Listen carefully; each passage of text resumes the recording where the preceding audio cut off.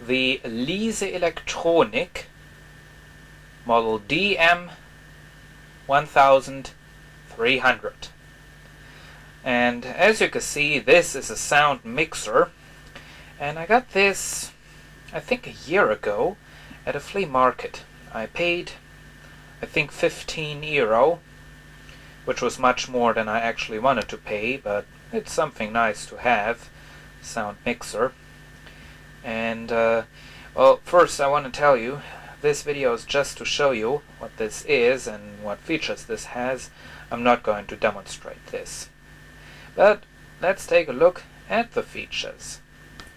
We'll go from left to right.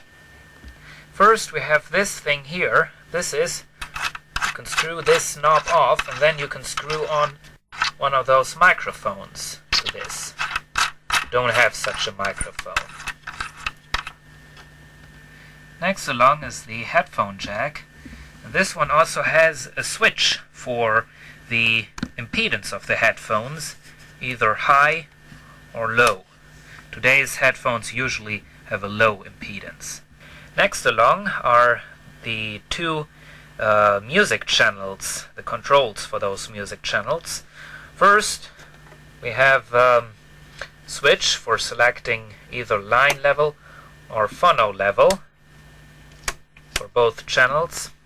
Now this is not, each channel is stereo, so it's not like this is stereo and you have controls for each channel.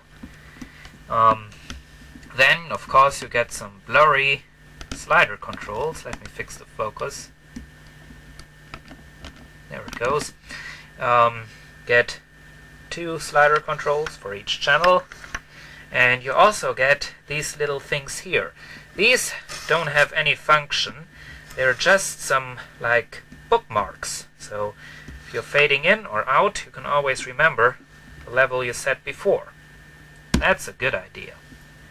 And below that we have the fader to fade from channel 1 to channel 2. That's nice to have. It's nice for mixing music. Then we have the controls for the two microphone inputs. Each microphone input is a monophonic input, so you get, for each microphone you get such a switch for either flat or low cut. In this position you can, for example, cut off the noises wind makes. As you can see, this unit is really dusty. Then of course you get some smaller slider controls for controlling the microphones, and again you have a bookmark, and this time they call it Q, so you can either turn it to the first or the second microphone. If you have it in the middle, I think you can hear both microphones. And then you get the level control for the master, for the output, and again, little bookmark. This is the power switch, and here you have something, you can reduce the level of the music output to talk.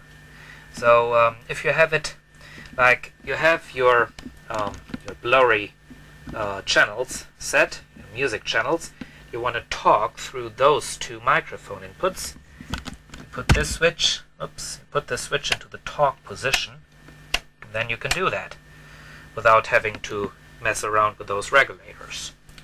And you can also select how much quieter the music should be, either minus 6 dB or minus 14 dB. And then of course you get this pair of really nice looking VU meters. Now, unfortunately one of the light bulbs is burned out. And you also get this switch here for selecting the sensitivity of the VU meters, either the usual 0 dB or minus 6 dB, so that the meters at high levels don't always go to maximum, because if they do that too often, it can damage these VU meters. Now let's take a look at the inputs and outputs. You have already seen the headphone output, and on the back side you have all the other inputs and outputs. This time we want to go from right to left. Here we have the two microphone inputs. They are those 1/4-inch jacks for mic 1 and mic 2. Below that we have the phono inputs for phono 1 and phono 2. And those are for magnetic cartridges.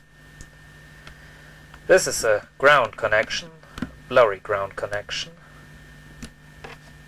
You can hook up a cable to that. I think that's for hooking up record players. Then we have the two line inputs, 1 and 2, and the usual notice.